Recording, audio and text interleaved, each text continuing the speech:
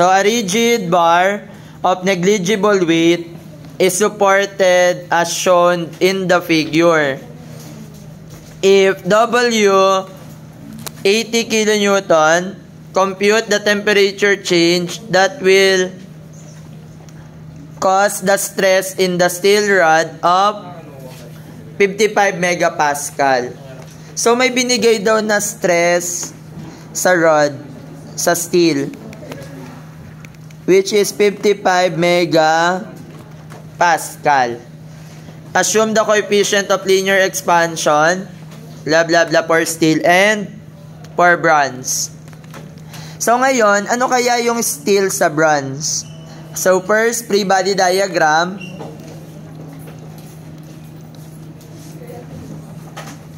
So this is the P ng steel and then this is the P ng bronze. So summation tayo ng moment. So may weight tayo dito na 80. So summation ng moment at A is equal to 0. Taking clockwise positive.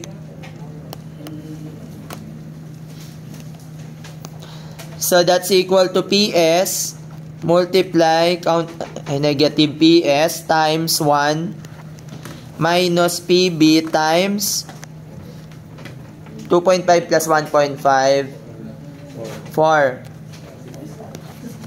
is equal to a minus plus 80 times 2.5.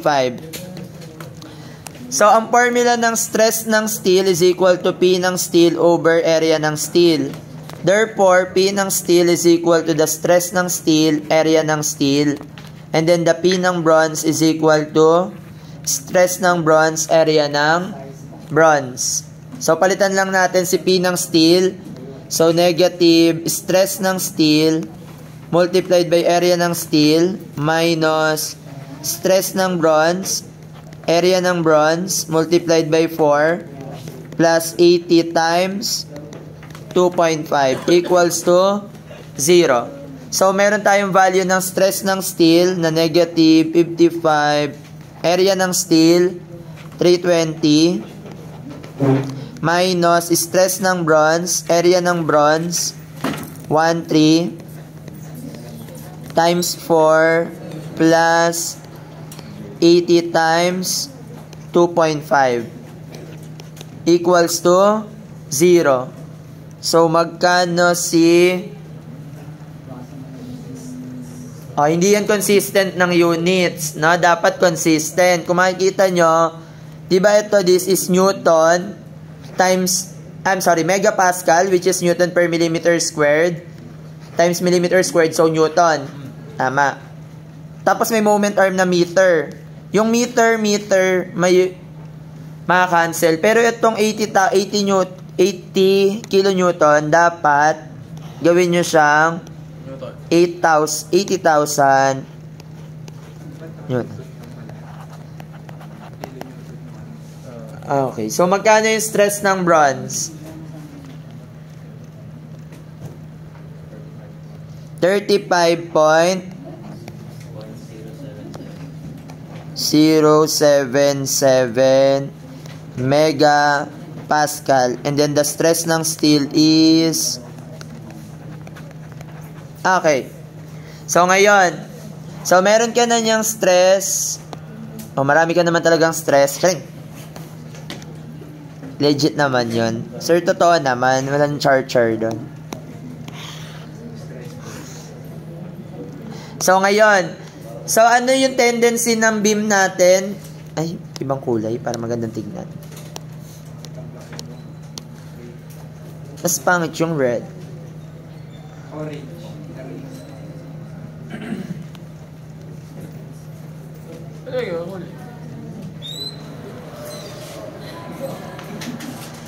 So, ayan. So, tama ba na... Ano ba yung nahanap natin? So, compute the temperature change. So, di ba due to temperature, so, itong bar na to, mag-elongate siya due to temperature sa steel. Tapos, mag-elongate din siya due to thermal stress. Tama? Plus, elongation due to stress ng steel. Ito, mag-elongate din to ng temperature ng baliktad ako. Bronze pala to. Ito yung steel plus stress ng steel. Ito bronze pala. Sorry.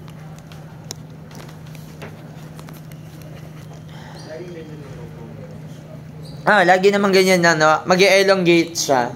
No? Assume nyo na lang na ang assumption natin dito sa temperature, iinit. No? Bakit? Kasi pinasitive natin siya, no? Kasi mag-elongate siya dito, ayan. Nang due to temperature, mag-elongate din siya due to stress or yung force dito sa steel. Tama? Ganon din dito. Inassume natin na uminit. Tama? Agree? O, paano pagka negative yung nakuha yung temperature, change in temperature? So, ibig sabihin, mali lang yung assumption ng temperature. So, ibig sabihin, lumamig lang siya. So, yan, no? Yan yung mga assumption nyo. So, ayan, again, kung negative yung gagamitin nyo, okay lang din. So, paano natin yan makukuha? Paano tayo kukuha ng compatibility equation? By ratio and proportion. So, the elongation due to temperature ng steel plus elongation, stress ng steel divided by 1 is equal to elongation due to temperature ng bronze plus elongation stress ng bronze divided by 4. 4 lang na 2.5 plus 2.5 plus 1.5, no? 4. May 1 lang dito, dinagdagan. So, i-cross multiply nyo na para magkaroon ka dito ng 4. Tapos 1 sa ilalim, no? Ayan. Cross multiply ko na. Okay lang. Hindi. Huwag, baka mawala kayo. So, solving. So, we have 4.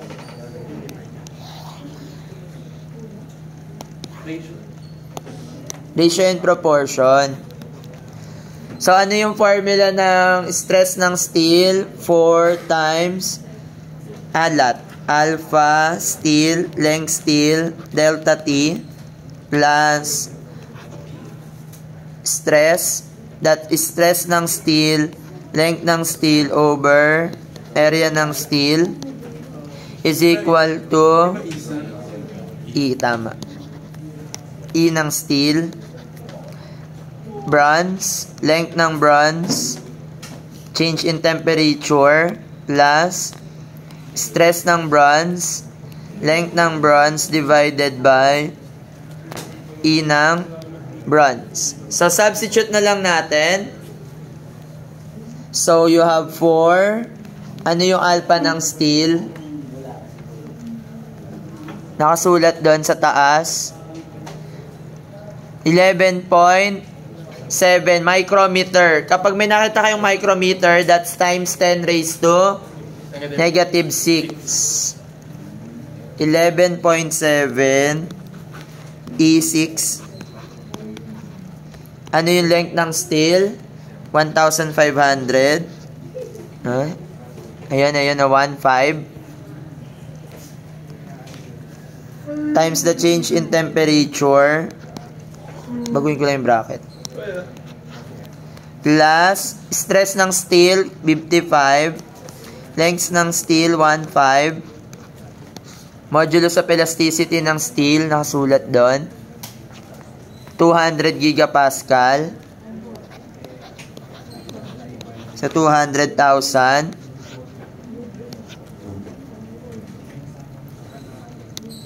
Plus, equals thermal expansion, 18.9 times 10 raised to negative 6. Ang length ng bronze ay 3,000.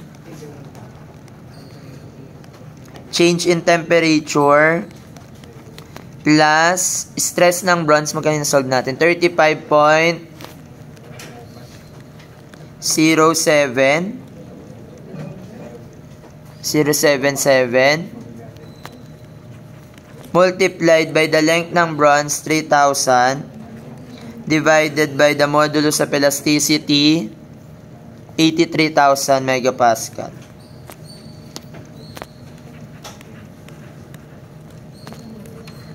Ayan. So, magkano si delta T? Shift solve nyo na lang.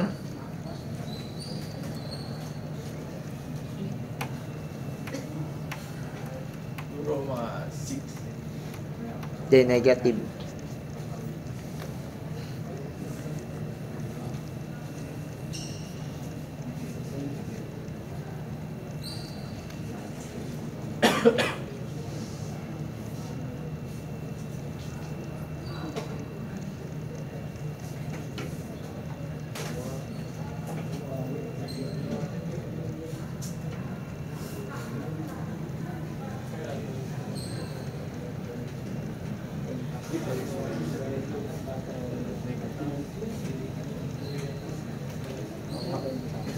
Magkano po?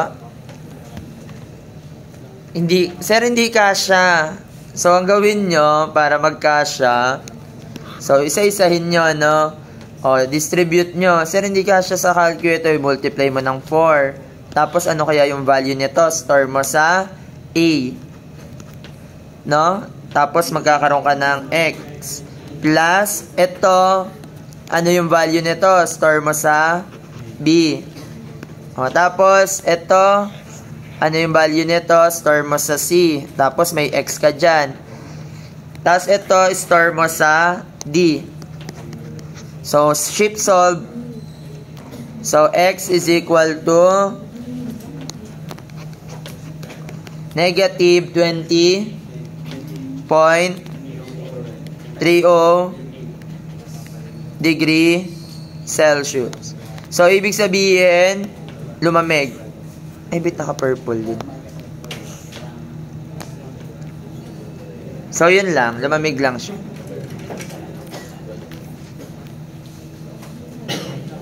Di ba parang ano lang din? Ang tawag doon? Indeterminate.